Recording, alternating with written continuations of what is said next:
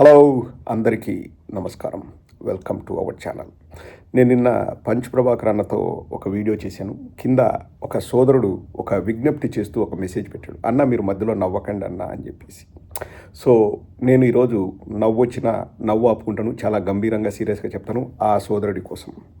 కరెక్టే, నేను కూడా మ్యాక్సిమం నవ్వకూడదని నేను ట్రై చేస్తాను.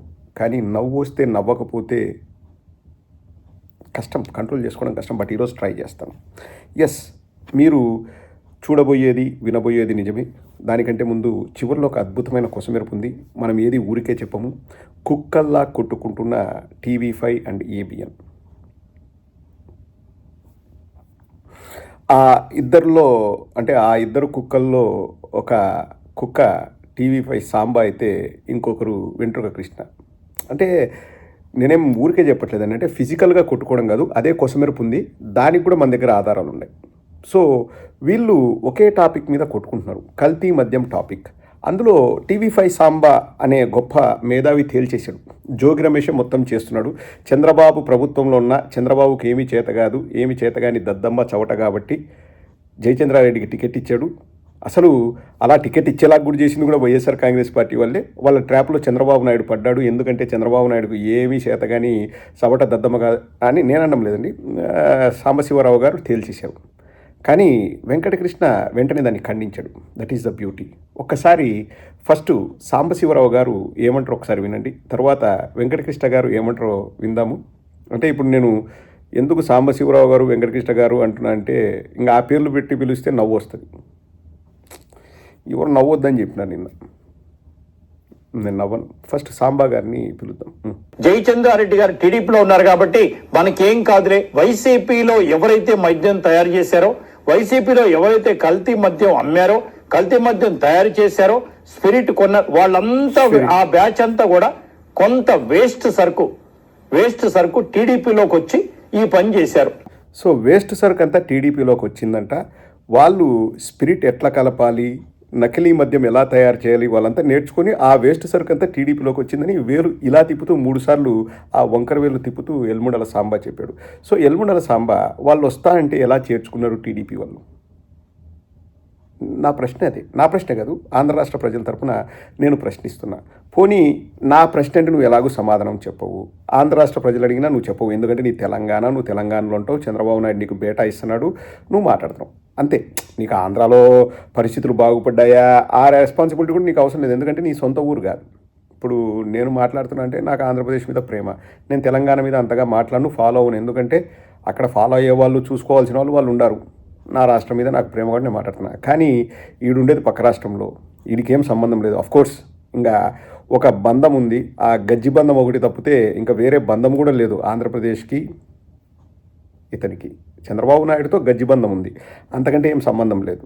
కానీ మాట్లాడుతూ ఉంటాడు. సరే, నా ప్రశ్నకు, ఆంధ్ర రాష్ట్ర ప్రజల ప్రశ్నకు నువ్వు సమాధానం ఇవ్వద్దు. వెంట్రుకృష్ణ అడిగిన ప్రశ్న కానీ నువ్వు ఇవ్వాలి కదా. ఇప్పుడు వెంట్రుకృష్ణ చెల్లరేగిపోతాడు, ఒకసారి వినండి. సాంబా ఏమన్నాడు, వాళ్ళు తెలుగుదేశంలోకి వచ్చారంట, వీళ్ళు తీసుకోలేదు తెలుగుదేశంలో, వాళ్ళే వచ్చేసారు.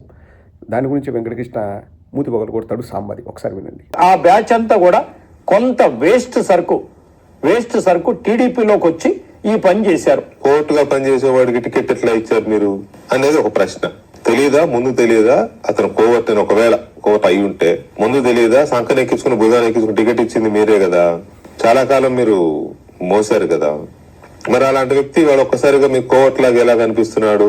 టీడీపీ కంటెస్టెడ్ క్యాండిడేట్ జయచంద్రారెడ్డి ఇంతవరకు ఎందుకు అరెస్ట్ చేయలేదు అని అడుగుతాం.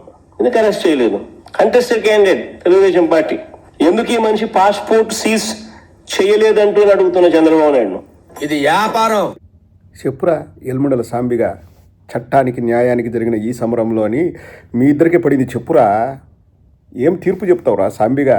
వెంకటకృష్ణ అడుగుతున్నాడు, ఎట్లా మీరు సంకనెత్తుకున్నారు, ఎట్లా మీరు అతనికి సీట్ ఇచ్చారు, ఎట్లా మీరు డ్యూ డెలిజెన్స్ చేయకోకుండా బీఫామ్ ఇచ్చారని చెప్పేసి వెంకటకృష్ణ నిన్ను ప్రశ్నిస్తున్నాడు. చెప్పురా సాంబిగా, దమ్ము ధైర్యం ఉంటే వచ్చేసి అంట. జోగి రమేషే చేశాడు, జోగి రమేష్ వాళ్లకు భరోసా ఇచ్చాడు. ఏమన్నా అంటే కొన్ని విషయాలు చెప్పినప్పుడు రా సాంబిగా నమ్ముతారా లేదన్న జ్ఞానం అన్నా ఉండాలి కదరా. వెంకటకృష్ణ మంచి ప్రశ్న అడిగాడండి. ఎట్ట మీరు తీసుకున్నారు పార్టీలోకి? మీకు సిగ్గు లేదా? మీకు శరం లేదా? మీకు మానం లేదా? మీకు మర్యాద లేదా? చంద్రబాబు నాయుడుకి ఆ మాత్రం తెలివితేటలు లేవా? అంత ఈజీగా జయచంద్రారెడ్డి నేను డబ్బులు ఇస్తాంటే తీసేసుకుంటాడా?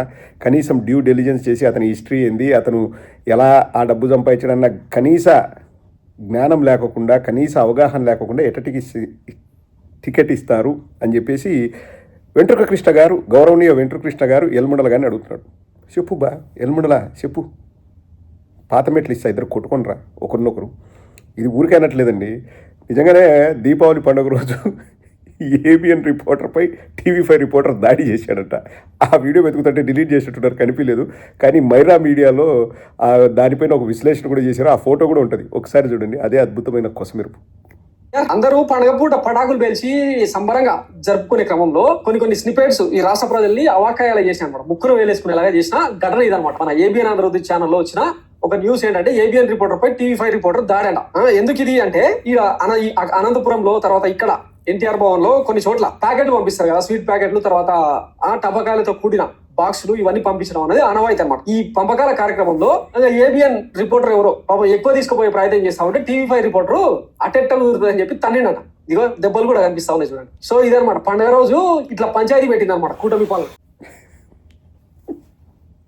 సారీ బ్రదర్, నిన్న ఎవరో కామెంట్ పెట్టిన బ్రదర్కి చెప్తున్నాను నవ్వొద్దని.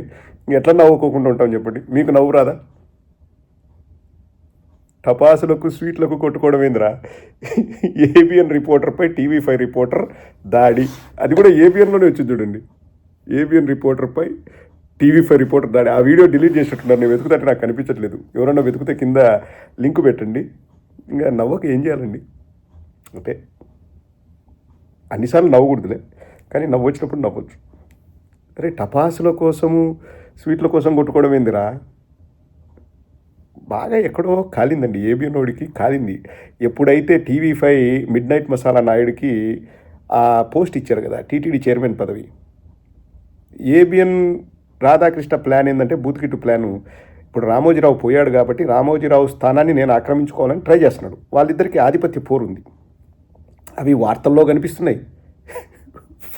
స్వీట్ ప్యాకెట్ల దగ్గర, టపాసుల దగ్గర కూడా కనిపిస్తుంది. కొట్టుకున్నారంట, గాయాలు కూడా ఉన్నాయని చెప్పేసి మైరా మీడియా రిపోర్టర్ సోదరుడు కేవీ రెడ్డి చెప్తున్నాడు. ఒరే మీకంటే చిన్నపిల్లలు ఉన్నాయంరా, ఏమ్రా మీరు? మరి ఇంత ఆధిపత్య పోరా? చంద్రబాబు నాయుడు నెక్స్ట్ మహా న్యూస్ వాడు ఏం చెప్తారు తెలుసా? చంద్రబాబు నాయుడు ఇద్దరిని పిలిచి అతి సున్నితంగా మందలించారు, వారికి వార్నింగ్ ఇచ్చారు. క్రమశిక్షణకు పెట్టింది పేరు మన పార్టీ, మీరు మా పార్టీలో పనిచేసే మంచి వ్యక్తులు, పార్టీ కోసం పనిచేసే మంచి వ్యక్తులు, మీరు ఇలా కొట్టుకోకూడదని చెప్పేసి హితవు చెప్పారండి. రేపు పొద్దున టాల్కమ్ పౌడర్ వంశీ చెప్తాడు. ఒక జోక్ చెప్పారండి, తెలుగులో ఒక సామెత ఉంది, పతివ్రత పరమాన్నం వండితే 3 రోజులు చల్లారదు అని చెప్పేసి. నేను చాలాసార్లు చూస్తుంటా సోషల్ మీడియాలో, అక్కడ ఇక్కడ అది బాగా వాడుతుంటారు. చంద్రబాబు నాయుడు ఎంత గనుడంటే ఆ పతివ్రతకు ఆ పరమాన్నం వండమని నేర్పింది నేనే, చెప్పింది నేనే అంటాడు. ఇప్పుడు పతివ్రతలు ఎవరని మీ డౌట్ కదా? ఒక పతివ్రత ఈటీవీ, ఒక పతివ్రత ఏబిఎన్, ఒక పతివ్రత టీవీ5, ఒక పతివ్రత మహా న్యూస్. ఇంకా వాళ్ళు వండుతానే ఉంటారు పరమాన్నం, చల్లారినే చల్లారు.